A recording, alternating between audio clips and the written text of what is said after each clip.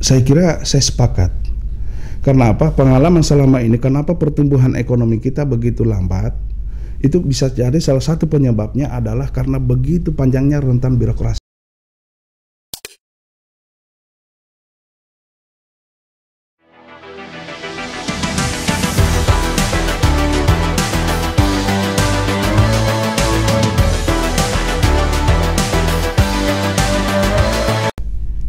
Selamat datang di Oda Talk, masih bersama saya kembali Irma. Hari ini kita kembali lagi kedatangan tamu istimewa, masih dari pulau seberang. Kalau sebelumnya dari Pulau Sumatera, saat ini kita kedatangan tamu istimewa yang sangat inspiratif, sangat penuh dengan terobosan-terobosan. Beliau adalah Bapak Ruksamin, Bapak Bupati Konawe Utara ya Pak ya. Terima kasih. Halo Pak, selamat datang. Selamat, Mbak. Bagaimana nih Pak kabarnya nih Pak? Lebaran sudah usai, kesibukan langsung ngebut atau gimana nih Pak? Ya alhamdulillah kita hari kedua udah langsung apel lagi kita. Langsung ya Pak ya? Apel siaga terkait di daerah kita ini kan banyak tempat wisata. Nah kita juga pengalaman dari tahun yang lalu banyak kita coba tutup tempat wisata karena akibat COVID ini yang kita terus tekan. Yang kemudian begitu banyak kendala. Nah, tahun ini kita coba rubah. Kita persilahkan, tapi kita betul-betul dengan protokol COVID yang sangat luar biasa. Kita turunkan semua tim. Kemarin ngomong-ngomong soal Lebaran, Pak, gimana nih? Adanya larangan mudik kan sangat berpengaruh nih terhadap mungkin jadi banyak juga masyarakat yang komplain kali Pak, atau gimana nih Pak? Sebenarnya sih seperti itu. Ini kan hanya karena faktor kebiasaan aja. Dulu sebelum kita yang namanya Lebaran pasti ada mudik, mau ketemu keluarga. Tapi kan tahun ini kita sudah mulai dari tahun kemarin. Tahun ini tinggal bagaimana kita pembiasaan aja. Kita mulai belajar dari tahun lalu. Intinya kan bagaimana kita selamat, keluarga selamat, ekonomi bisa tumbuh. Ya nggak apa-apa, kita sabar demi untuk keselamatan kita semua. Tapi masyarakat di Konawe Utara patuh ya Pak ya? Ada juga sih ya nggak tahu. Tapi alhamdulillah kita tinggal satu Mbak. Oh tinggal satu ya? Satu. Waduh luar biasa nih. Ini kayaknya paling sedikit ya se-Indonesia. Mungkin ada yang sudah zero COVID apa semua ya. Tapi kita harapan kita teman-teman kita bisa gotong royong seperti bagaimana yang disampaikan oleh Bapak Presiden supaya betul-betul, karena kalau hanya satu kabupaten satu provinsi itu agak susah berat. Nah alhamdulillah saya ingin sampaikan dari bulan Juli tahun kemarin Mbak, saya udah sekolah udah buka sekolah. Udah belajar langsung belajar langsung di sekolah. Jadi sekolah ini ya sekolah tatap muka. Kan Pak Kementerian Pendidikan Budayaan baru sekarang ini. Kalau saya dari bulan Juli yang lalu. Jadi saya robah. Kalau sebelumnya kita takut untuk belajar tatap muka karena kita khawatir COVID penyebaran. Saya balik. Kita harus lawan COVID dari sekolah. Nah, anak-anak kita siapin semua maskernya, kita siapin tempat cuci tangannya, kita siapin semua. Habis itu kita ajak dia untuk kampanye. Pulang sebentar kau harus foto sama orang tuamu. Yang nggak pakai masker aku tegur. Nah itu caranya. Jadi alhamdulillah berjalan. Wah keren ya Bapak nih. Ini perlu teman-teman ketahui dulu juga ya, ini Bapak ini 2 periode ya Pak ya. Alhamdulillah. Bapak ini alhamdulillah terpercaya, terpilih kembali. Alhamdulillah. Dicintai oleh rakyat Konawe Utara dan terbukti kinerjanya, makanya dipilih kembali. Alhamdulillah. Terpilih, semoga amanah ini bisa dilaksanakan dengan sebaik-baiknya. Amin, Pak. amin. Saya masih tertarik dengan tadi Pak, kok bisa ya secepat ini nih Konawe Utara ini penanganan COVID-nya? Boleh diceritakan Pak tahapannya apa sih yang berbeda dari daerah lain? Ini kan bisa jadi contoh nih daerah-daerah lain yang masih pusing dengan warna-warna merah, orange. Jadi gimana, memang Pak? Yang pertama langkah yang kita ambil, kita solidkan dulu barisan di daerah. Baik itu bersama Forkopimda kita apa semua. Nah, yang lalu belum keluar aturan tentang PSBB. Iya. Saya udah langsung palang daerah saya. Oke. Udah saya langsung tutup. Bapak nggak boleh masuk. Nggak boleh masuk. Ada yang boleh masuk tapi saya siapin yang namanya gerbang sterilisasi. Mau mobil kah, mau orang kah, mau melintas kah dia, mau datang ke Konawe Utara itu harus disemprot tuh, betul-betul ditahan dulu. Entah mau siapapun. Itu sejak dini ya Pak ya? Tantangannya luar biasa, saya juga sempat dihujat. Iya karena kan awalnya kan tuh ketika bikin kebijakan sendiri dinilai tidak sesuai, terus gimana nih Pak? Tapi alhamdulillah, saya masih mampu tekan, sampai bulan Juli itu saya masih zero COVID. Nggak ada satupun kejadian. Nah, itulah yang coba kita lakukan. Alhamdulillah ketika keluar PSBB, kita udah berjalan. Kita udah berjalan. Ya. Tinggal kita tingkatkan lagi. Nah, mungkin pernah lihat kasus dulu yang pasien lari dari rumah sakit yang diburu oleh Bupati. Konawe Utara itu. Saya jemput dia. Yang pertama kita mau rubah mindsetnya. Saat itu kan lagi paranoidnya orang tentang COVID. Ya coba kita hadir, saya datang, saya kasih obat apa semua. Kemudian alhamdulillah kita tertangani dengan baik apa semua. Jadi itulah cara kita bagaimana. Nah alhamdulillah sekarang kebijakan pemerintah pusat. Sekarang kan udah ada vaksin. Nah, sekarang ini di kantor saya lagi rapat semua. Ada kapusnya, ada camatnya, apa semua, target semua. Sudah divaksin ya masyarakat? Masyarakat sama pemerintah daerah, TNI, Polri, apa semua. Alhamdulillah tahap pertama Mbak, saya dari target yang digaji itu 107%. Melewati target loh guys, luar biasa Bapak ini. Perlu jadi ini Pak, perlu jadi contoh untuk daerah lain ngambil penanganan COVID ini kan. Ini pandemi yang sangat memprihatinkan Pak, isu nasional yang harus segera kita antisipasi, dan dengan adanya langkah-langkah dari Pak Bupati ini semoga bisa jadi contoh daerah lain nih Pak, agar bisa juga mengaplikasikan atau mungkin dengan tegas. Memang ketegasan dari pimpinan memang sangat dibutuhkan Pak dalam penanganan COVID ini. Jadi kalau penanganan namanya bencana, ini kan kalau COVID bencana non alam. Kalau bencana alam juga kita udah pengalaman. Yang porak-poranda kemarin hancur 2019 itu daerah kita, alhamdulillah kita tidak ada korban, alhamdulillah. Kemudian oleh BNPB melalui pemerintah apa semua menempatkan Konawe Utara sebagai daerah percontohan untuk penanggulangan bencana.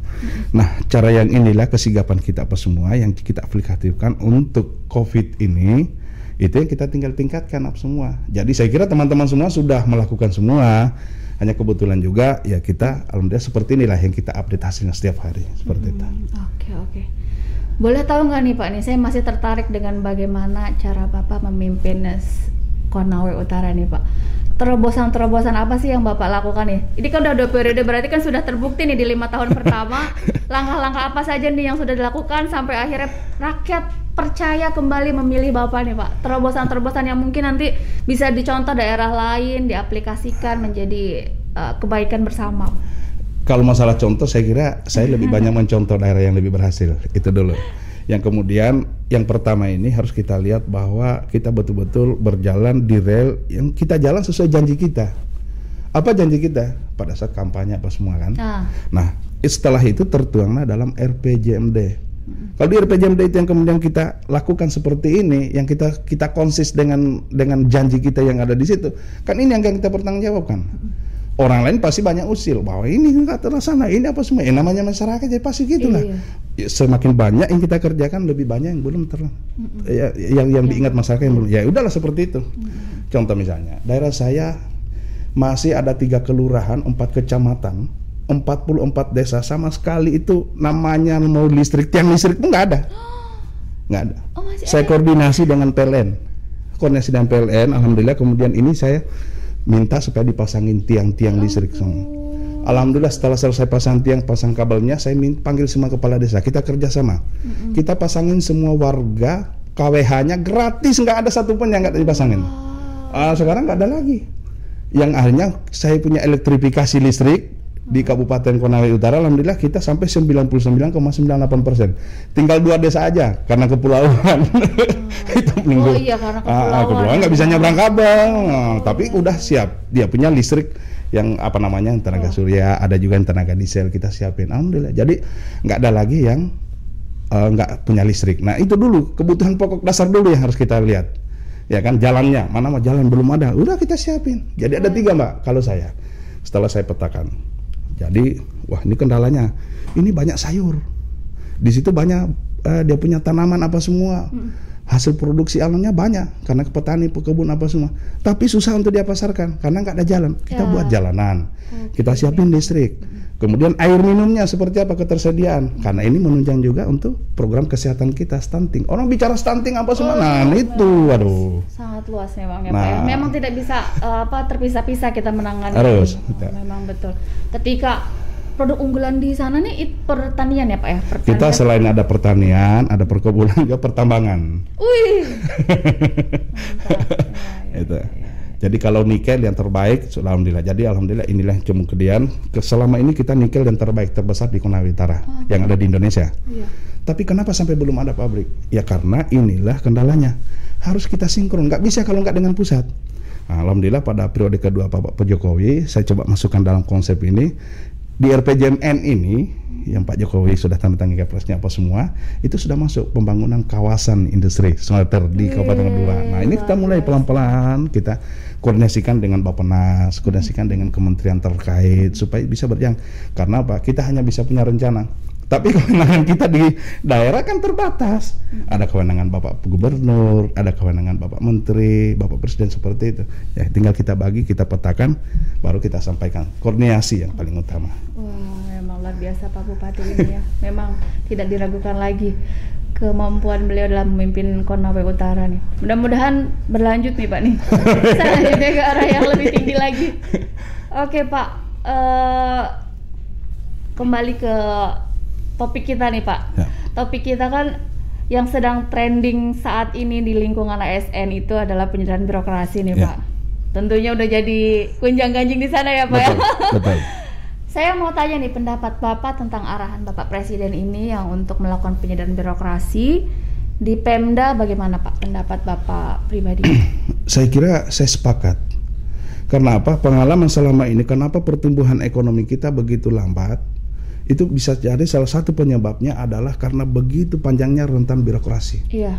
Jadi kalau dilakukan penyederhanaan dengan aturan yang jelas apa semua, saya kira nggak susah. Yang nggak menerima ini hanya karena faktor kebiasaan. Kalau kita udah biasa juga di situ, udah tahu seperti apa semua, tinggal sosialisasinya aja. Misalnya contohnya, yang kita misalnya restrukturisasi, misalnya di eselon mana apa semua, udah eselon ini nggak ada lagi. Tapi kan diganti sama yang namanya oleh Bapak Presiden tadi sampaikan, ini jabatan fungsional semua. Nah kalau jabatan fungsional kan saya kira dia nggak ada yang dirugikan, malah justru diuntungkan semua. Kalau tadinya misalnya ada eselonisasi, eselon 2, kemudian eselon 3, eselon 4, apa semua. Ini terlalu panjang apa semua. Belum tentu juga semua bekerja, Mbak. Iya, betul. Belum tentu. Kadang-kala di dinas yang itu ya paling hanya kepala dinas sama sekretaris. Sekretarisnya aja belum tentu ya. Mohon maaf. Jadi saya pikir ini kesempatan. Kita tata, kita atur sebaik mungkin semua sematang-matangnya. Seperti yang kita lakukan kemarin.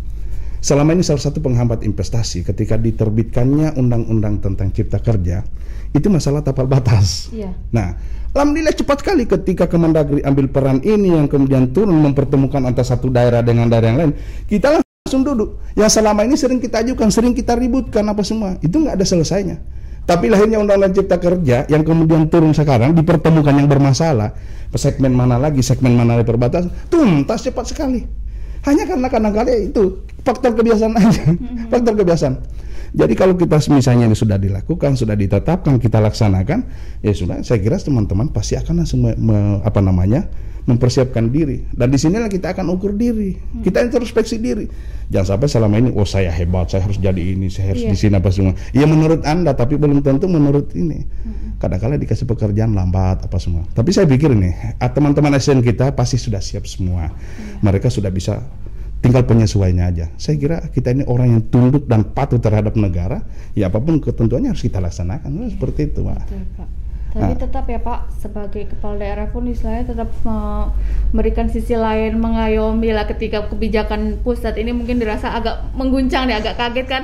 Karena ASN kita ini terbiasa dengan pola struktur nih Pak. Menganggap bahwa pejabat struktural ini lebih keren dibanding pejabat fungsional karena merasa pejabat misalnya gitu. Nah, bagaimana nih tantangan Bapak untuk memberikan pemahaman ke ASN di Konawe ini untuk bahwa ini malah lebih baik, ini tuh tidak akan merugikan sama sekali dan malah akan lebih meningkatkan karir teman-teman ASN di Konawe Utara. Kita tanya aja personalnya, Anda jabatan apa sekarang? Kau mau daerah kita ini berkembang atau mau begini aja? Pasti dia mau, kita berkembang, kita mau bagaimana supaya kita lebih bersaing apa semua. Kalau mau, Anda harus terima ini. Salah satu tantangan selama ini kita susah, kita lambat untuk berkembang. Karena apa? Kita senang dengan ketidaknyamanan. Jadi harus keluar dulu dari zona nyaman. Betul. Kayaknya semuanya bisa kayak gitu. Keluar dulu kita dari situ apa semua. Kita harus berani menerima. Ya kan? Jadi inilah yang kemudian selama ini kenapa negara ini menempatkan peningkatan sumber daya manusia betul-betul dia paling atas. Kan ini kita harus belajar. Entah kita sebagai jabatannya kita, entah bagaimana dengan pendidikan kita, latar belakang kita apa semua. Ini kita bicara aplikatif. Masyarakat nggak tahu apa kita ini tahu ini tentang A, tentang B atau tidak. Tapi kita belajar. Makanya pada saat kita duduk sebagai kepala bidang, kepala seksi atau kepala dinas apa semua di tempat kita harus peningkatan lagi di situ. Karena bisa jadi pendidikan kita yang dari masa kita kuliah itu belum tentu sama dengan aplikatifnya ketika kita sudah berada di dinas. Nah, disinilah kemudian ada pendidikan penjenjangan apa semua. Nah, kalau kita sudah kasih itu bisa kita aplikatifkan, mau ditempatkan dimanapun pasti bisa kita bekerja. Ini kan kadang-kala intinya pola pikir ya Pak ya. Mindset. Oke, pola pikir dan bagaimana cara Bapak menanamkan itu ke ASN. Nah, tinggal kita di daerah pemahamannya seperti apa. Iya. Pemahamannya seperti apa. Saya kira negara ini dia kan jelas Pak. Di Undang-Undang Dasar sangat jelas untuk melindungi segenap tumpah darah Indonesia. Betul. Meningkatkan kesejahteraan. Itu dulu. Nah, harus kita terima dong ini. Dalam rangka untuk melindungi segenap, ini pasti nggak mungkin ada yang dirugikan. Kalaupun dia rugi, bukan karena negara, tapi karena dia yang belum mampu untuk bersaing. Entah itu karena sumber dayanya atau apanya. Biasa. Itu aja. Iya. Aduh, saya speechless nih. Pengen dengerin Bapak dari tadi. Luar biasa sekali Pak penjelasannya nih Pak. Oke, masih di perjalanan birokrasi nih Pak. Tantangannya ini cukup banyak Pak, karena kita pun masih menunggu regulasi, pengaturan yang turunnya nanti pasti akan berdampak banyak. Jika dikaitkan dengan kondisi pandemi sekarang ini nih, bagaimana Pak? Bapak satu sisi harus meningkatkan ekonomi masyarakat di Konawe Utara, sisi lain Bapak pun harus melakukan penyederhanaan birokrasi. Ada nggak Pak ini keterkaitan antara keduanya ini yang Bapak lakukan sebagai kebijakan-kebijakan? Pasti ada. Yang namanya sebuah kebijakan pasti ada. Tapi saya pakai teorinya saya orang Jepang. Apa itu Pak? Orang Jepang dulu kalau dorong mobil 10 orang nggak bisa goyang, kurangin satu. Belum goyang, kurangin lagi satu. Ya, karena apa? Bisa jadi yang 10 datang memegang, belum mendorong. Oke.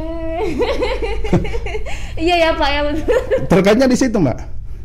Kalau kita lebih perkecil lagi, di situ akan kelihatan bahwa kalau yang nggak kerja itu seperti apa. Iya. Itu aja kita pakai teori seperti itu. Nah sekarang di daerah kita, saya sekarang digalakan pertanian. Bukan hanya bicara, tapi kita turun langsung. Coba lihat, kalau bilang kesejahteraan, kita kan sudah ada aturan kalau di ASN berapa kok dapat gajimu apa langsung kita siapkan TPP, kita siapkan semua. Iya kan? Penganggaran matang ya Pak? Oh iyalah, alhamdulillah. Kita penganggaran kita matang, pengolahan keuangan kita alhamdulillah kemarin saya di Sulawesi Tenggara sebagai terbaik pengolahan keuangan.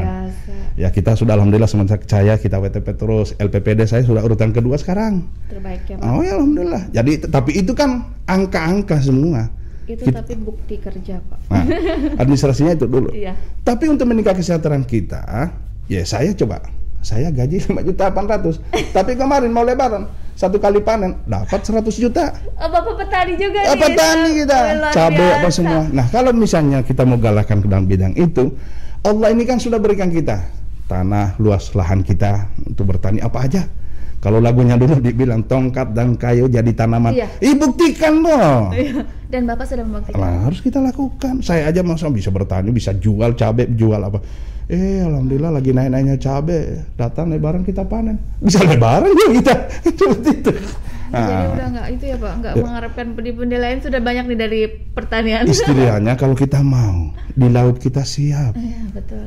Kemarin saya punya sekda, jualan dia punya ini lobster. Itu berapa M Mbak? Hampir 5 M. Wow, kayak jiwa wirausahanya udah menurun nih ke ASN. Enggak, ini kan betul-betul bahwa di setiap kita kan ada lahan, ada potensi yang bisa kita lakukan. Hanya kadang-kala kita kalau udah pakaian dinas malu dibilang petani. Saya bangga loh hari ini KTP saya masih petani saya. Luar biasa loh. Masih petani. Bangga kita. Apa yang kita? Karena apa? Ini sesuatu yang luar biasa. Datang. Allah sudah siapkan kita apa semua. Ya kan di tanah, di laut apa semua. Nah, disinilah hadir pemerintah bagaimana menyiapkan pertama regulasinya seperti apa pelaksanaan. Yang kedua bagaimana kita siapkan fasilitas. Ya kan? Kita fasilitasi. Misalnya mau meningkatkan pertanian kita. Berarti bagaimana dengan sumber daya petani kita? Itu dulu. Bagaimana sumber daya kita punya penyuluh? Bagaimana dengan infrastrukturnya, alsintannya, bagaimana jalan usaha tanahnya, apa semua. Nah itulah. Jadi ada caranya kalau seperti dulu misalnya di pertanian, satu sawah. Mungkin ada 3 cara yang bisa dilakukan. Pertama dengan cara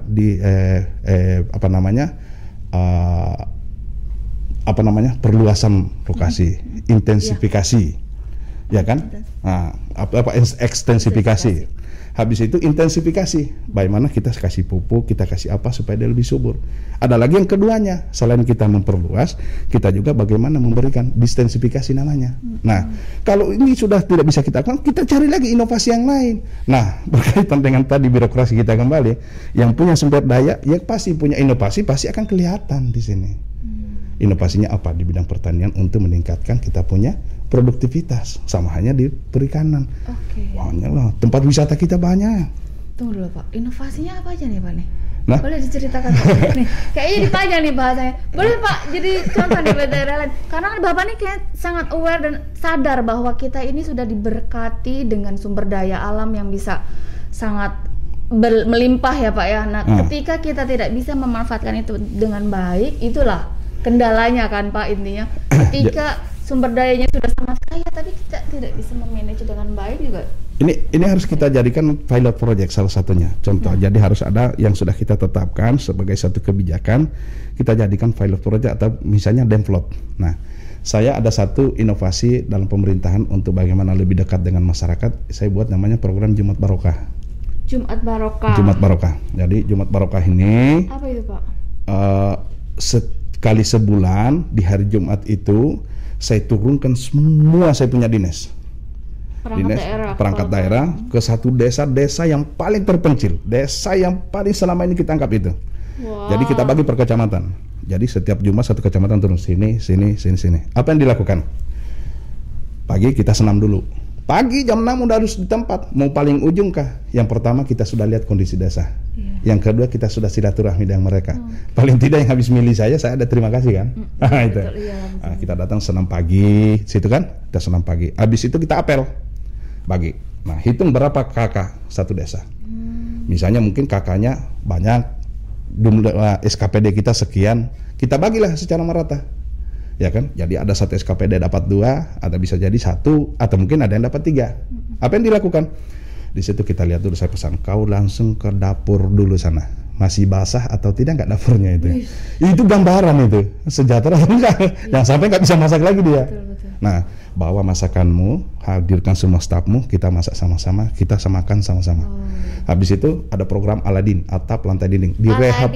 Aladin, atap lantai dinding.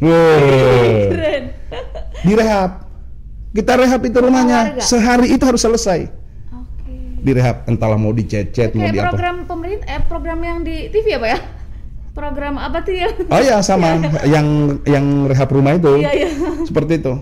Nah, tetapi ini kita tambah, selain dia rehab rumahnya di situ, dinas instansi terkait tetap melakukan tupoksinya. Dukcapil kau keliling, selain kau rehab ini rumahnya yang kau dapat, kau keliling dalam satu desa situ. Pastikan bahwa tidak ada lagi yang nggak punya KTP. Pastikan nggak ada lagi yang nggak punya kartu keluarga. Pastikan nggak ada lagi yang nggak punya akte kelahiran. Kalau belum ada, rekam, foto, selesaikan di situ. Itu. Dinas PU lihat jalannya. Wih, ini masih ada yang bolong-bolong. Ya udah turunkan alatmu, mainkan. Dinas Perhubungan, buat rambu-rambu jalan, ya kan? Seperti itu ya kita buat. Dinas Kesehatan, lakukan pengobatan gratis. Semua punya tupoksi, dia akan pasti lakukan tupoksimu di situ. Posnya masing-masing di perumahan yang dia lagi kerja. Ini kan banyak staf kita. Inilah mereka kerja. Nah, selesai bagi kita yang umat Islam, jam 3 kita habis sholat asar. Habis itu kita yasinan dulu, panggil semua majelis taklim. Setelah selesai itu yang kemudian kita ceramah, panggil pakai apa semua. Nah, sebelum penutupan, mana dinas-dinas yang mau membagi? Misalnya dinas sosial katanya ada membagi bantuan sosial. Siapa mau penerimanya sudah ada berdasarkan keputusan bupati kan? Bagi di tempat itu. Nah, ada lagi misalnya dari pertanian mau bagi ternak atau mau bagi apa semua, buat di situ. Ketahanan pangan, mana kebun percontohanmu tadi? Sudah ada kebun percontohan di halaman rumah, pekarangan rumah untuk ditanam, ditata sebaik mungkin. Bagikan lagi bibitmu kalau masih ada buat mereka. Seperti kalau ini semua yang kita lakukan, insya Allah ekonomi pasti akan naik. Di situ kita sosialisasikan masalah yang namanya kampung tangguh. Kita buat kampung tangguh.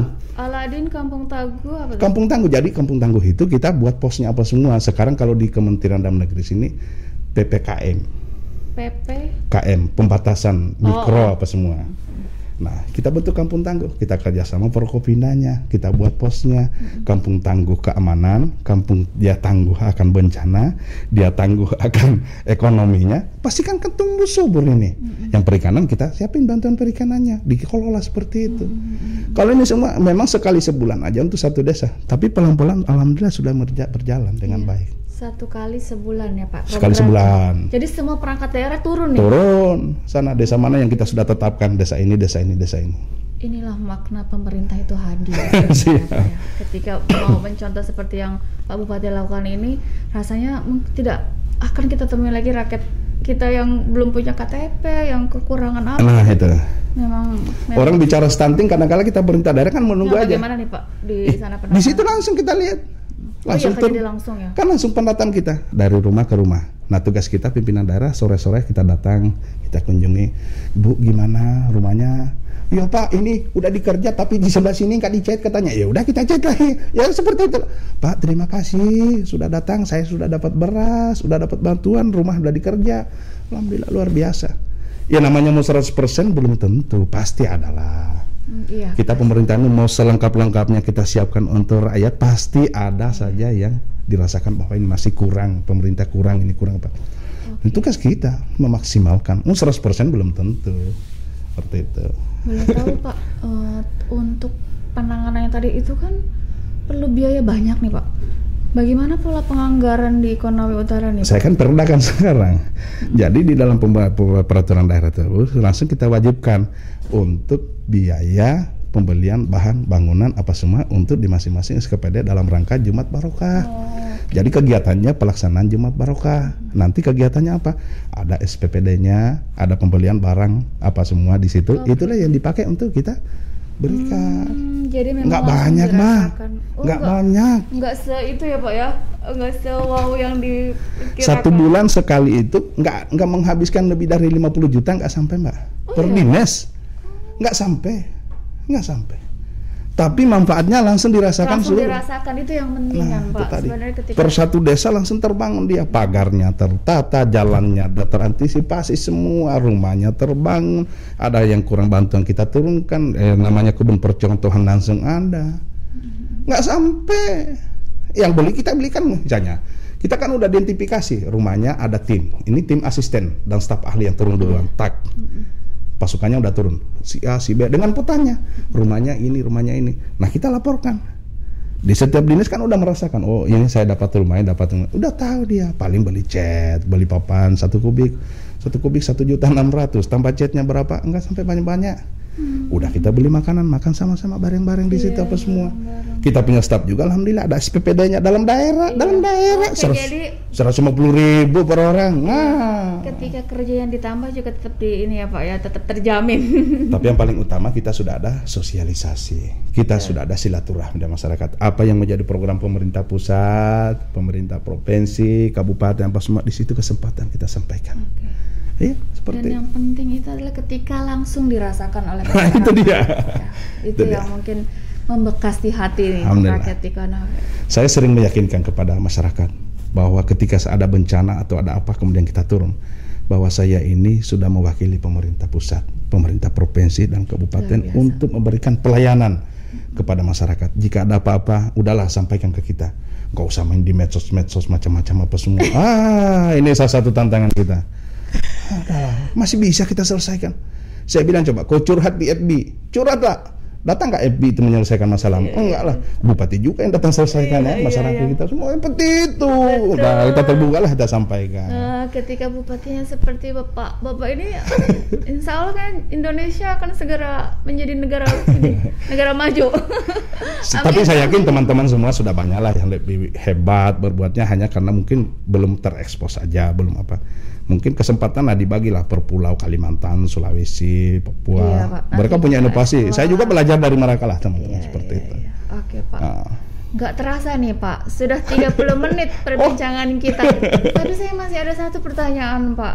Boleh ya, Pak ya? Boleh. Harapan-harapan yang belum tercapai nih, Bapak, selama menjabat kemarin 1 periode dan akan dilanjutkan, harapannya apa aja nih, Pak? Ya, harapan kita bisa didukung oleh masyarakat, bagaimana supaya program-program kita yang belum terselesaikan itu bisa terlaksana. Alhamdulillah, saya masih dikasih kesempatan untuk periode kedua. Artinya apa? Masih banyak janji yang belum tertunaikan. Kesempatan ini, insya Allah. Tapi ini juga butuh dukungan masyarakat. Seperti itulah yang kemudian kita coba lakukan supaya program-program kita bisa lebih terlaksana. Covid cepat habis, ekonomi akan tumbuh di daerah kita, seperti itu. Oke, jadi memang prinsip tetap melayani masyarakat ya Pak, sebagai pelayan masyarakat. Luar biasa nih Bapak Bupati kita hari ini. Oke Pak, terima kasih banyak Pak. Terima kasih sudah mau berbincang-bincang bersama kami di Oda Talk. Terima kasih wawasannya, terima kasih inspirasi untuk kita, terutama teman-teman ASN yang dalam bekerja. Terima kasih. Punya role model seperti Bapak, mudah-mudahan semakin baik ke depannya, Pak. Amin. Terima kasih, Pak. Terima kasih, sehat selalu. Ya. Oke, teman-teman Ortodoks, mari kita bersama-sama mengikuti semangat ya Pak Bupati kali ini. Beliau dengan semangat membangun Konawe Utara menjadi lebih baik dengan entrepreneurnya, dengan inovasi-inovasinya. Semoga ini bisa menjadi panutan untuk kita semua. Terima kasih sudah menyaksikan Orda Talks. Jangan lupa saksikan episode-episode lainnya dan see you.